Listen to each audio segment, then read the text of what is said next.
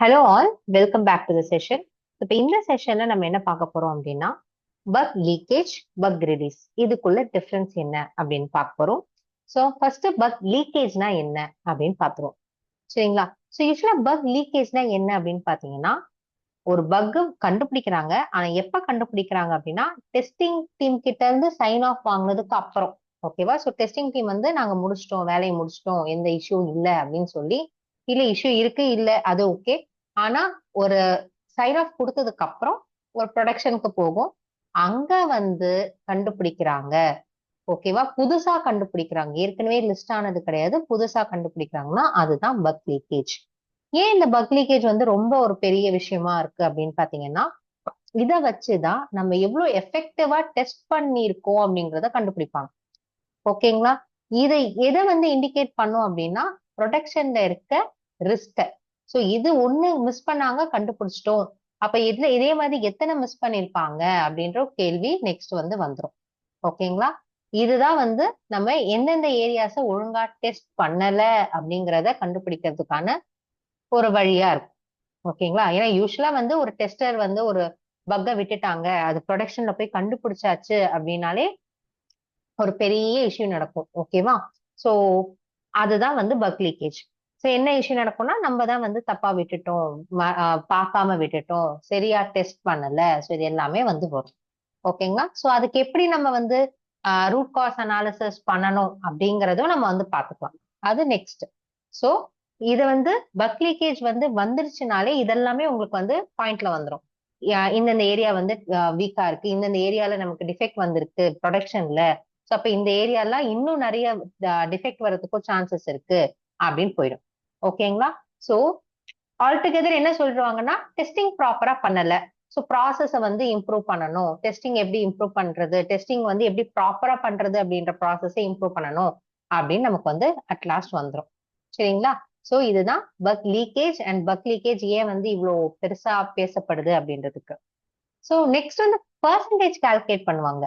எதுக்கு பர்சன்டேஜ்லாம் கால்குலேட் பண்ணணும் டிஃபெக்ட் லீக்கேஜுக்கு அப்படின்னா, அவங்க என்ன கம்பேர் பண்ணுவாங்கன்னா, நீங்க டெஸ்டிங் டைம்ல எவ்வளவு கண்டுபிடிச்சீங்க ஆஸ் அ ஹோல் டீம் தான். ஓகேவா? ஸ்பெசிபிக் பர்சன் இல்ல. டோட்டல் டிஃபெக்ட் டெஸ்டிங் டைம்ல நீங்க எவ்வளவு கண்டுபிடிச்சீங்க டிவைடட் பை உங்களோட லைக் ப்ரொடக்ஷன்ல வர பக் அதையும் டோட்டலா எடுத்து, ப்ரொடக்ஷன்ல வர பக் டிவைடட் பை நீங்க டெஸ்டிங் டைம்ல கண்டுபிடிச்ச பக் இன்டூ 100 போடுவாங்க. ஓகே, இங்க போட்டிருக்க டோட்டல் டிஃபெக்ட் ஃபவுண்ட் எக்ஸ்டர்னலி அப்படின்னா நம்ம டெஸ்டிங் டீம் இல்லாம, டெஸ்டிங் டைம் இல்லாம நம்ம கண்டுபிடிக்கிற பக்ஸ். ஓகேங்களா? அதுவே நம்ம internally total defect found internally அப்படின்னு சொன்னாங்கன்னா நம்ம டெஸ்டிங் டீம்ல கண்டுபிடிச்சது. ஸோ இது ரெண்டுத்தையும் டிவைட் பண்ணி இன்டூ 100 போட்டோம்னா உங்களுக்கு டிஃபெக்ட் லீக்கேஜ் பர்சன்டேஜ் வந்துடும். அது எப்பயுமே ஜீரோவா இருக்கணும். அதுதான் நம்மளோட டெஸ்டிங் டீமோட டார்கெட். இன் கேஸ் மிஸ் ஆயிடுச்சு, ஏன்னா வந்து எப்பயுமே எல்லாரும் 100% பர்ஃபெக்டா இருக்க முடியாது. ஒரு சில இஷ்யூஸ் வந்து இருக்கதான் செய்யும். அப்படி இருந்தாலுமே வந்து பர்சன்டேஜ் ரொம்ப ஹையா போகாம பாத்துக்க வேண்டியதுதான் நம்மளோட வேலை. ஓகேங்களா? சோ எவ்வளவு பக் முடியுதோ அவ்வளவு பக்கும் நம்ம டெஸ்டிங் டைம்லயே வந்து கண்டுபிடிச்சிடணும். அதுதான் அதோட என் ஸ்டோரி. சோ ஏன் டிஃபெக்ட் லீக்கேஜ் வருது அப்படின்னு பாத்தீங்கன்னா, நீங்க வந்து ப்ராப்பரா டெஸ்ட் கவரேஜ் பண்ணல. ஓகேவா? ஒரு ரெக்குவயர்மெண்ட் எடுத்து அது ஃபுல்லா வந்து கவர் பண்ணல அப்படின்னா உங்களுக்கு லீக்கேஜ் வர சான்சஸ் இருக்கு. நெக்ஸ்ட் ஒன் வந்து டெஸ்ட் கேஸ ப்ராப்பரா எழுதல. ஸோ ஒரு ஃப்ரெஷரை வச்சோ இல்ல வந்து லைக் இன்எக்ஸ்பீரியன்ஸ் ஒரு ஆளை வச்சோ நம்ம எழுதணும்னா, ஏன்னா வந்து எக்ஸ்பீரியன்ஸ்னா அப்ப வந்து விட மாட்டாங்களா அப்படின்னு கேட்டோம்னா சான்சஸ் ஆர் லோ. எக்ஸ்பீரியன்ஸை வச்சு நம்ம வந்து டெஸ்ட் கேஸ் எழுதணும்னா தே வில் நோ. ஓகே, அவங்க வந்து பல ப்ராஜெக்ட் பார்த்துருப்பாங்க, அதுல இருந்து ஒரு எக்ஸ்பீரியன்ஸ்ல அவங்க வந்து இந்த மாதிரி இஷ்யூஸ் வரலாம் இந்த மாதிரி ப்ராஜெக்ட்ல அப்படின்னு சொல்றதுக்கு சான்சஸ் இருக்கு. So poor test case design ரெண்டு பேருமே கொண்டு வரலாம். எக்ஸ்பீரியன்ஸ்க்கு கொஞ்சம் லோவா இருக்கும் அப்படின்றதால தான் சொல்றேன். ஸோ புவர் டெஸ்ட் கேஸ் டிசைனாலையும் நமக்கு டெஃபெக்ட் லீக்கேஜ் வரும். ஓகேங்களா? அதுக்கப்புறம் இன்சஃபிஷியன்ட் அண்டர்ஸ்டாண்டிங் ஆஃப் யோர் ரெக்குவயர்மெண்டே நம்ம ஆளுங்க தப்பா படிச்சுட்டாங்க, புரிஞ்சுக்கிட்டாங்க அப்படின்னா உங்களுக்கு அங்க டிஃபெக்ட் லீக்கேஜ் வரும்.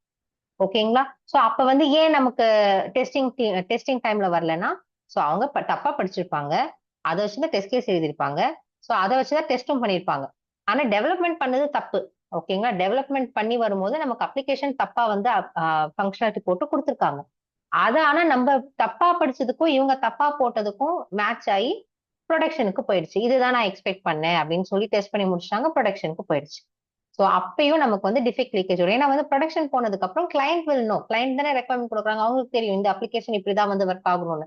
சோ அப்ப அங்க டிஃபெக்ட் லீக்கேஜ் வருது. ஓகேவா? சோ அதுக்கப்புறம் இன்னொன்னு என்னன்னா, எல்லாமே எக்ஸ்பீரியன்ஸ் டெஸ்டர்ஸ், எல்லாமே எக்ஸ்பீரியன்ஸ் பீப்புள் தான். ஆனாலுமே ஏன் வருதுன்னா உங்களோட டைட் டெட்லைன். இதுதான் முக்கியமான விஷயம். ஓகேவா? சோ நமக்கு வந்து 2 வீக்ஸ் 3 வீக்ஸ் டைம்னு சொல்லுவாங்க. அதுக்கப்புறம் டைம் கிரன்ச் ஆயிடும். ஓகேவா? டெவலப்மெண்ட் டீம் முடிச்சு கொடுக்கவே எனக்கு வந்து ஒரு 5 டேஸ் 6 டேஸ் வந்து எக்ஸ்ட்ரா டைம் எடுத்துக்கிட்டாங்கன்னு வச்சுக்கோங்களேன். அப்ப நம்ம ஒண்ணுமே பண்ண முடியாது. வி கான்ட் சே ஓகே எனக்கு இன்னும் எக்ஸ்ட்ரா டைம் வேணும்னு சொல்ல முடியாது. ஏன்னா அஜைல் அப்படிங்கறதால நம்ம ஆன் டைமுக்கு ரிலீஸ் பண்ணி தான் ஆகணும். இப்ப 90% of project is in agile. அப்ப நம்ம ஆன் டைம்ல கொடுக்கணும் அப்படின்றதால நமக்கு என்ன ஆகுது, இங்க டைட் டெட்லைன்ஸ் வந்துருது. சீக்கிரம் சீக்கிரம் டெஸ்ட் பண்றோம், ஒரு சிலதை மிஸ் பண்ணிடுறோம். ஓகே. அதே மாதிரி காம்ப்ளெக்ஸான சிஸ்டம், காம்ப்ளெக்ஸான கால்குலேஷன்ஸ் இருக்கு அப்படின்னா மிஸ் ஆகிறதுக்கு chances are high. Okay. So insufficient understanding of requirement மாதிரியே மிஸ்கம்யூனிகேஷன் அக்ராஸ் டீம்ஸும் நடக்கும். ஓகேவா? நான் வந்து இவரு சொன்னாரு, இதை வச்சுதான் நான் டெஸ்ட் பண்ணேன், அதனால எனக்கு வந்து மிஸ் ஆயிடுச்சு, நம்ம வந்து எங்கேயுமே வந்து ப்ரூஃபா காட்ட முடியாது.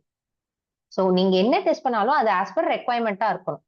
ஓகேவா? நான் இந்த ரெக்வயர்மெண்ட்ல டவுட் கேட்டேன், அப்ப இந்த டீம் மெம்பர் வந்து இப்படி சொன்னாரு, இப்படிதான் இருக்கணும்னு சொன்னாரு, அதை வச்சு நான் டெஸ்ட் பண்ணேன், அது கரெக்ட் தானே அப்படின்னு கேட்பாங்க. சோ ஓகே, நீங்க டீம் கிட்ட பேசுறதுலாம் ஓகே, டீம் கம்யூனிகேஷன் பில்ட் பண்றதெல்லாம் ஓகே, அது எல்லாமே வந்து பேக் டு உங்க ஸ்டோரி, உங்க டாஸ்க்ல, உங்க ஃபீச்சர்ல அது இருக்கணும். ஓகேவா? அந்த ஸ்டெப் இருந்தாதான் நீங்க வந்து அதை டெஸ்ட் கேஸாவோ இல்ல வந்து டெஸ்டிங்லயோ கொண்டு வர முடியும். ஓகே. அதெல்லாமே இல்லாம சில டைம் என்ன ஆகும்னா, டெஸ்ட் கேஸ் எல்லாம் எழுதியிருப்போம், அந்த ஸ்பெசிபிக் சினாரியோக்கு டெஸ்ட் கேஸ் எல்லாம் எழுதியிருப்போம், ஆனா அதை வந்து மிஸ் பண்ணிருப்போம். ஓகேவா? ஓவர்லுக் பண்ணி நம்ம என்ன பண்ணிருப்போம், அதை வந்து பாஸ் போட்டிருப்போம். சோ இதெல்லாம் தான் உங்களுக்கு டிஃபெக்ட் லீக்கேஜ் நடக்கிறதுக்கான பாசிபிள் வேஸ். ஓகேவா? நம்ம ரூட் காஸ் அனாலிசிஸ் பண்ணும்போது திருப்பி பார்ப்போம். சோ இந்த டிஃபெக்ட் இருக்கு, இந்த டிஃபெக்ட்டுக்கு ஏத்த மாதிரி டெஸ்ட் ஸ்டெப் இருக்கா. இப்ப நம்ம வந்து ஒரு ஸ்டெப் பண்ணாதான் அந்த டிஃபெக்ட் வரும். அந்த ஸ்டெப் நம்ம ஏதாவது ஒரு டெஸ்ட் கேஸ்ல எழுதிருக்கோமா? எழுதியிருந்தோம்னா அந்த டெஸ்ட் கேஸோட ஸ்டேட்டஸ் என்ன, எப்படி அது பாஸ் ஆச்சு, அந்த ஸ்டேஜிங் என்விரான்மெண்ட்ல இல்ல டெஸ்டிங் என்விரான்மெண்ட்ல பாஸ் ஆச்சு, இப்ப பாஸ் ஆகலையா அப்படின்றது எல்லாமே நம்ம கண்டுபிடிப்போம். அதுல பாஸ் ஆச்சு, இதுலதான் ஃபெயில் ஆகுதுன்னா வி ஹாவ் அ ப்ரூஃப். நாங்க பண்ணும்போது எனக்கு வந்து பாஸ் ஆச்சு, இது ஒரு ஸ்கிரீன்ஷாட்னு காட்டிடலாம். ஆனா நம்ம பண்ணும்பொழுது ஃபெயில் ஆயிடுச்சு, நம்ம கிட்ட வந்து வேலிட் டாக்குமெண்ட்ஸ் இல்ல, சப்போர்ட்டிங் டாக்குமெண்ட்ஸ் இல்ல அப்படின்னா ஈஸியா டெஸ்டர்ஸ் தான் பிளேம் பண்ணுவாங்க. ஓகேங்களா? சோ நம்ம ஸ்கிரீன்ஷாட்ஸ் அண்ட் வீடியோஸ் வந்து எடுத்து வச்சுக்கிறது நல்லது. பட் ரொம்ப லார்ஜ் நம்பர் ஆஃப் ஸ்கிரீன்ஷாட் நம்ம எடுக்க முடியாதுதான், ஒத்துக்கலாம். பட் ஏதாவது ஒரு லாக் மாதிரி நம்ம வந்து எடுத்து வச்சிட்டோம் அப்படின்னா இட் வில் பி ஹெல்ப்ஃபுல். ஓகேவா?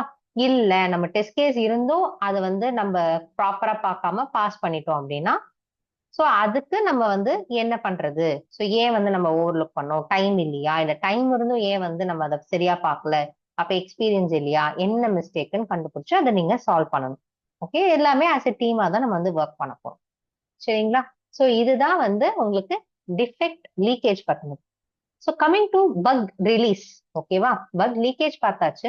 பக் ரிலீஸ்னா என்ன அப்படின்னா, ஒரு சாஃப்ட்வேரை ரிலீஸ் பண்றாங்க, ஆனா அதுல பக் இருக்குன்னு தெரிஞ்சே ரிலீஸ் பண்றாங்க. ஓகேங்களா? அதுதான் வந்து பக் ரிலீஸ் அப்படின்னு சொல்லுவோம். அது ஏன் நம்ம வந்து ரிலீஸ் பண்ணணும்? பக் ரிலீஸ் ஏன் பண்ணணும்? இருக்குன்னு தெரியும், பக்கை வந்து பிக்ஸ் பண்ணிட்டு அப்ப பண்ண வேண்டியதானே அப்படின்னு கேட்டா, ஸோ யூஸ்வலா அஜைலோட டைம் லைன் வந்து பாத்தீங்கன்னா ஸ்பிரிண்ட் முடியும் போது கண்டிப்பா நம்ம ரிலீஸ் பண்ணிடுவோம். ஓகேவா? ஆனா அப்ப எல்லா பக்கும், நிறைய பக் இருக்கு, நிறைய இஷ்யூஸ் இருக்கு, அப்ப நீங்க வந்து அப்படியே ரிலீஸ் பண்றீங்கன்னு கேட்டா கிடையாது. என்ன டைப் ஆஃப் பக், ஓகேவா, அது என்ன ப்ரையாரிட்டி சிவியாரிட்டியில இருக்கு அப்படிங்கிறத பார்ப்போம். ஓகே. அது மைனரா ஒரு யூஐ பேஸ் பண்ணி ரொம்ப வந்து கிரிட்டிக்கலா ஃபங்க்ஷனாலிட்டி வைஸ் அடிப்படாம இருந்துச்சுன்னா ஓகே. ஓகேவா? சோ இதனால நம்ம வந்து ரிலீஸ தள்ளி போடுறதுல அவசியம் இல்ல அப்படின்னு நம்ம தோணுச்சு அப்படின்னா நம்ம வந்து பக் ரிலீஸ் பண்ணுவோம். சோ பக் ரிலீஸ்ல என்ன பண்ணுவோம் அப்படின்னா, இது வந்து இந்த இஷ்யூஸ் எல்லாம் நாங்க ஏற்கனவே கண்டுபிடிச்சிருக்கோம், இதெல்லாம் ஒர்க் பண்ணிட்டு இருக்கோம், அடுத்த ரிலீஸ்ல இதெல்லாம் பிக்ஸ் பண்ணி நான் உங்களுக்கு அனுப்புறோம், இப்போதைக்கு இதை யூஸ் பண்ணுங்க அப்படின்றத நம்ம ரிலீஸ் நோட்ல போட்டுருவோம். ஓகேங்களா? சோ ரிலீஸ் நோட்ல போடுறதால, சோ ஏன்னா சில பேர் வந்து என்ன பண்ணுவாங்கன்னா, அந்த சாஃப்ட்வேர் டெஸ்ட் ஐ மீன் ஒர்க் பண்ணி பார்த்துட்டு அவங்களுக்கு ஏதாவது இஷ்யூ இருக்குன்னா ஜீராலயோ இல்ல வந்து ஒரு மெயிலோ வந்து அனுப்புவாங்க, இந்த மாதிரி சோ அண்ட் சோ இஷ்யூஸ் இருக்குன்னு. சோ அவங்களுக்கே வந்து they will come to know okay இந்த பக்லாம் இருக்குன்னு தெரிஞ்சுதான் அவங்களே ரிலீஸ் பண்ணிருக்காங்க, so they will fix it அப்படின்னு ஒரு நோட் நம்ம வந்து கொடுத்துரும். ஓகேங்களா? ஸோ இது வந்து எப்போ நான் கிரிட்டிக்கல் பக்ஸ்க்கு மட்டும்தான் பக் ரிலீஸ், இல்லைன்னா தள்ளி போடலாம். ஓகேங்களா? இப்போ ஃபார் எக்ஸாம்பிள் ஒரு டாட் ஒரு இடத்துல இருக்கணும். அந்த டாட் வந்து ரொம்ப மைல்டா தெரியுது, ரொம்ப டார்க்கா தெரியல, மைல்டா தெரியுது. ஒரு ரெட் கலர், நான் கேட்கிற ரெட் கலர் வரல, அந்த பட்டன்ல வந்து லைட் ரெட் தான் வருது, நான் டார்க் ரெட் கேட்டேன் அப்படின்ற இஷ்யூஸ் எல்லாமே வந்து மைனர் தான். அதனால எந்த ஃபங்க்ஷனாலிட்டியும் அடிப்படை போறது இல்லை. அதனால சோ அதை வந்து ரிலீஸ் பண்ணிடுவாங்க. சரிங்களா? சோ ஒரு சில இந்த மாதிரி பக்ஸ் எல்லாம் பாத்தீங்கன்னா, இந்த யூஐ ரிலேட்டட் பக்ஸ் எல்லாம் வந்து டிஃபர்ட் ஸ்டேட்டஸ்ல போயிடும். ஓகேங்களா? நம்ம டிஃபெக்ட் லைஃப் சைக்கிள் எடுத்து பாத்தீங்கன்னா டிஃபர்ட் ஸ்டேட்டஸ் என்னன்னு தெரியும். அந்த டிஃபர்ட் ஸ்டேட்டஸ் போயிடுச்சுன்னா அது எப்ப வந்து பேக் அவங்களுக்கு டைம் கிடைக்குதோ அப்ப வந்து ஃபிக்ஸ் பண்ணுவாங்க development team.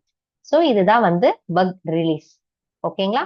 So buck லீக்கேஜ்க்கும் buck ரிலீஸ்க்கும் என்ன டிஃபரன்ஸ் அப்படின்னா, பக் லீக்கேஜ் அன்இன்டென்ஷனல், எனக்கே தெரியாம பக் நான் விட்டுட்டேன், அது ப்ரொடக்ஷன்ல வந்துருச்சு அப்படின்னா பக் லீக்கேஜ். பக் ரிலீஸ்னா டீம் எல்லாம் ஒன்னா சேர்ந்து, எனக்கு தெரியும் இந்த பக்ஸ் எல்லாம் இருக்கு, இருந்தாலும் இது ஒன்றும் பெரிய பிரச்சனை இல்லை, அதனால நான் ரிலீஸ் பண்றேன் அப்படின்னா அது இன்டென்ஷனலா பண்றது, which is your bug release. So இதுதான் difference between bug leakage and bug release. உங்களுக்கு இன்னும் ஏதாவது டவுட் இருந்துச்சுன்னா கமெண்ட்ல போடுங்க. வேற ஏதாவது டவுட் இருந்துச்சாலும் கமெண்ட்ல போடுங்க. We will try to solve it. So இந்த மாதிரி வீடியோஸ் பார்க்க நம்ம சேனலை சப்ஸ்கிரைப் பண்ணிக்கோங்க. தேங்க்யூ ஃபார் வாட்சிங். பாய்.